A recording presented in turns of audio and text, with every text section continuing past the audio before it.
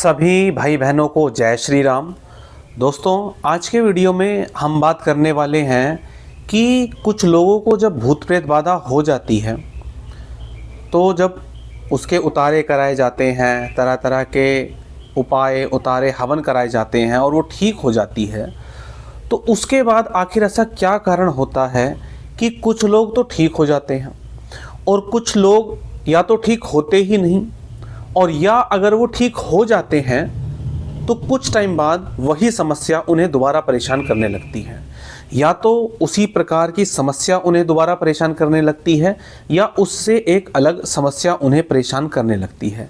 जैसे किसी के कंधे में अगर दर्द रहता था और अब वो ठीक हो गया तो दोबारा से वही समस्या उसे होने लगती है, या कंधे की बजाय शरीर में कहीं और दर्द होने लगता है और उस व्यक्ति को भावना बिल्कुल ऐसी ही आती है कि ज़रूर ये जो मेरा दर्द हो रहा है ये किसी न किसी प्रकार की नेगेटिविटी के कारण हो रहा है।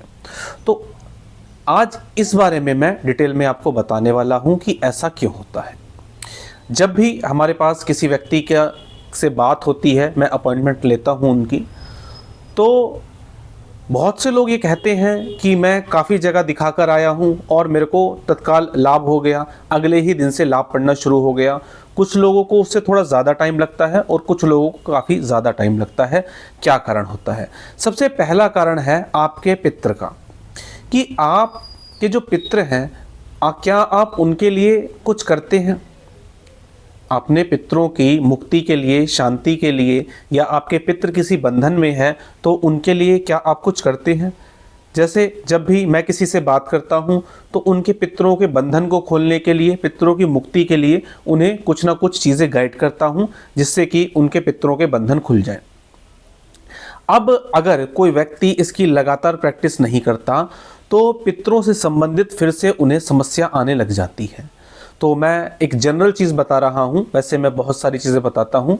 जनरल चीज़ ये है कि अपने पितरों के नाम से आपको चैरिटी करनी चाहिए। अमावस्या के दिन आप कुछ लोगों को खाना खिलाइए, जितने ज़्यादा लोगों को आप खाना खिला सकते हैं उतने ज़्यादा लोगों को आप खाना खिलाइए, जिससे कि आपके पितर ठीक रहना शुरू हो जाते हैं। और अपने इष्ट देव से आपको यही प्रार्थना करनी होती है कि जो भी मैंने ये पुण्य का काम किया इसका फल मेरे पितरों को मिले। तो इस प्रकार की कुछ चीज़ें होती हैं जो मैं आपको बताता हूं। तो अपने पितरों को ठीक करने के लिए आपको ज़रूर कुछ ना कुछ करना चाहिए, ताकि आपके जो प्रथम रक्षा कवच हैं आपके पितृ ही होते हैं और सबसे जल्दी आपसे कनेक्ट होते हैं और आपको वो समस्या नहीं आने देते। तो यहाँ मैं कोई पितृ पूजन की बात नहीं कर रहा, पितरों की मुक्ति के लिए, पितरों के बंधन खोलने के लिए बात कर रहा हूँ, जिससे कि आपको जो समस्या थी वो अब दोबारा ना हो और वो पूर्ण रूप से ठीक हो जाए।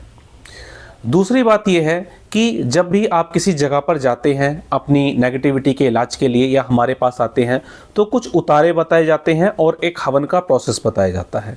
मैं बहुत सिंपल सा एक हवन का प्रोसेस बताता हूं और कुछ उतारे बताता हूं। तो व्यक्ति ने ये 2 से 3 उतारे किए और उसे लगता है अरे मेरा तो बिल्कुल सब कुछ ठीक हो गया, और वो फिर उन्हें बंद कर देता है। नहीं, ऐसा आपको नहीं करना। जितने समय के लिए आपको मैंने वो चीज़ें बताई हैं या आप जिससे भी कनेक्शन में हैं, जिन्होंने वो चीज़ें रिचुअल्स आपको बताए हैं 3 महीने 5 महीने के लिए, वो आपको ज़रूर करने चाहिए, अन्यथा वो समस्या आपको दोबारा हो सकती है। अगला आता है कारण कि कुछ चीज़ें बताता हूँ मैं, जैसे घर में धुनी करने के लिए बताता हूँ। तो धुनी मैं आपको ये भी बता देता हूँ कि भाई आपको अपने घर में खुद कैसे धुनी बनानी है, आप स्वयं से कैसे धुनी बना सकते हैं। और हमारे यहाँ से अगर आप धुनी लेना चाहें तो उसके लिए तो आप सबको पता ही है। तो वो जब अपॉइंटमेंट के समय मैं आपको एक मंत्र देता हूँ, या आप कहीं भी जुड़े हों या आपके जो भी इष्ट देव हैं, उस मंत्र को पढ़ते हुए आपको वो धुनी अपने पूरे घर में घुमानी होती है। कितनी बार घुमानी होती है ये डिपेंड करता है आपकी समस्या के अनुसार। तो उससे आपके घर में कवच लग जाते हैं। जो भाई बहन वीडियो देख रहे हैं वो कम से कम 3 बार अपने घर में इस धुनी को घुमाइए, ताकि आपके घर में 3 कवच लग जाएं आपके इष्ट देवता के नाम के, जिनकी भी आप पूजा करते हैं उनके कवच लग जाएं, ताकि आपकी जो समस्या चली आ रही है उसका परमानेंट सोल्यूशन हो जाए। ऐसा नहीं है आपने 2-4 दिन काम किया और फिर वो काम आपने बिल्कुल करना छोड़ दिया। तो ऐसा आपको बिल्कुल भी नहीं करना। कुछ लोगों के पैटर्न मैंने देखा है जिनकी वजह से उन पे वो प्रेत बाधा आती है। जैसे कुछ महिलाएं, कुछ छोटी बच्चियां बाल खुले रखती हैं अपने, मीठा खा के बाहर चले जाना, या पीरियड्स के टाइम पे किसी ऐसी जगह पर चला जाना जहां पर कुछ नेगेटिविटी वास करती हैं, कुछ स्पेशल खाने की चीज़ों की आदत होना, जैसे ड्रिंक करना, मांस खाना, तो या कोई मान लो पिज़्ज़ा खाए बिना आपसे नहीं रहा जा रहा। इस पे मैंने डिटेल्ड वीडियो बनाई हुई है कि खाने पीने की आदतों से कैसे आपको भूत प्रेत बाधा लगती है। यहाँ मैं ये बात शॉर्ट में ही बता रहा हूँ। तो जब आपको कोई पर्टिकुलर चीज़ किए बिना नहीं रह पाते, आपका कोई पैटर्न है लाइफ का, और उसी के कारण आपको नेगेटिविटी आती है, और उसी पैटर्न को आप दोबारा अपनी लाइफ में दोहराएंगे, तो आपको वो समस्या फिर से होने के चांस रहेंगे। ज़रूरी नहीं है कि वही समस्या आपको हो, ये भी हो सकता है कि कोई ऐसी अब आपको परेशानी लग जाए जो उससे अलग है, लेकिन क्योंकि आपकी लाइफ का पैटर्न वही है, तो वो पैटर्न आपको तोड़ना पड़ेगा। एक छोटी सी बात बताता हूँ, जैसे जिन लोगों को नेगेटिविटी होती है, इन लोगों को सोने की बहुत ज़्यादा आदत हो जाती है। कितना भी सुला लो इन्हें, एक घंटा सोएंगे, 5 मिनट उठे, खाया पिया, फिर सो जाते हैं, तो सोने की बहुत आदत हो जाती है। ये सोने की आदत आप में पहले से ही थी, मतलब आपका एक आलसी स्वभाव था, आप ज़्यादा सोते थे, इस कारण आपको वो समस्या हो गई।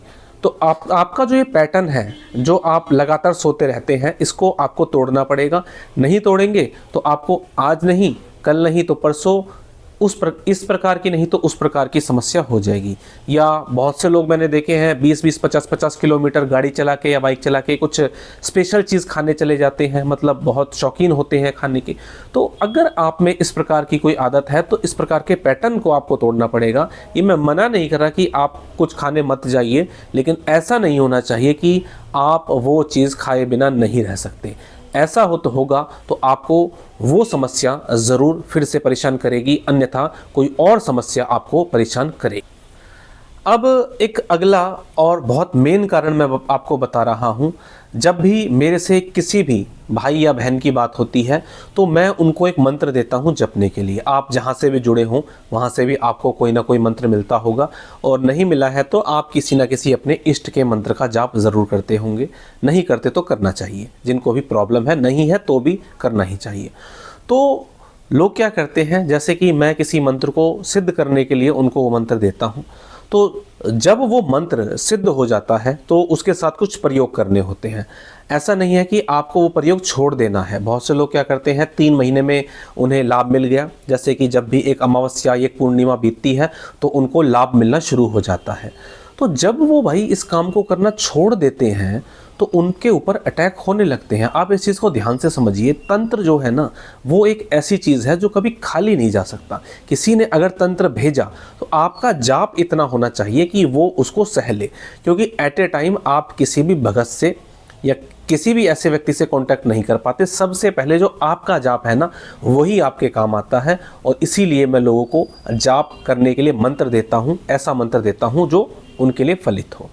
तो जाप ज़रूर करिए, रेगुलर जाप करिए। जितने समय के लिए आपको जाप दिया गया है, उतने समय के लिए आपको जाप करना है, और जाप को आपको अपनी एक हैबिट बनाना चाहिए। आज के भौतिक जगत में लोग बहुत तरक्की कर रहे हैं, बहुत अच्छी बात है, लेकिन आपको अपनी आध्यात्मिक यात्रा भी पूरी करनी चाहिए, ताकि आप कम से कम इन सब चीज़ों से बचे रहो। जब मैं कुछ लोगों से बात करता हूं, तो वो कुछ दिन बाद मुझे बताते हैं कि उनके हाथ में कुछ सेंसेशन हो रही है, रीढ़ की हड्डी में कुछ ऊपर जाता हुआ महसूस हो रहा है। तो मैं उनको बताता हूँ ये अच्छी चीज़ है। और मुझे बहुत अजीब लगता है जब लोग बोलते हैं उन्हें ये चीज़ बिल्कुल नहीं चाहिए, उन्हें अध्यात्म से बिल्कुल नहीं जुड़ना, और उन्हें ये सब चीज़ें बिल्कुल नहीं चाहिए। चलो ये एक अलग मैटर है, पर अगर भगवान की कृपा से इस तरह की चीज़ें आपको महसूस हो रही है, तो आप ब्लेस्ड हैं जो इस तरह की ऊर्जा आपको महसूस हो रही है, क्योंकि ये एक पॉजिटिव ऊर्जा है, और ये जितनी बढ़ेगी आपको नेगेटिविटी उतना कम परेशान करेगी या बिल्कुल नहीं करेगी। तो कुछ चीज़ें मैंने बताने का प्रयास किया, जिसके कारण लोगों को फिर से या तो नेगेटिविटी लग जाती है, या कोई और समस्या उन्हें परेशान करती है। आपको इनमें से कोई भी समस्या हो रही है, या कोई भी आपको ऐसा लगता है कि आप नहीं कर रहे, तो उन चीज़ों को ज़रूर अपनाइए। चलिए दोस्तों, आज के वीडियो में इतना ही। मिलेंगे इसी तरह की जानकारी के साथ अपने अगले वीडियो में। तब तक के लिए जय श्री राम।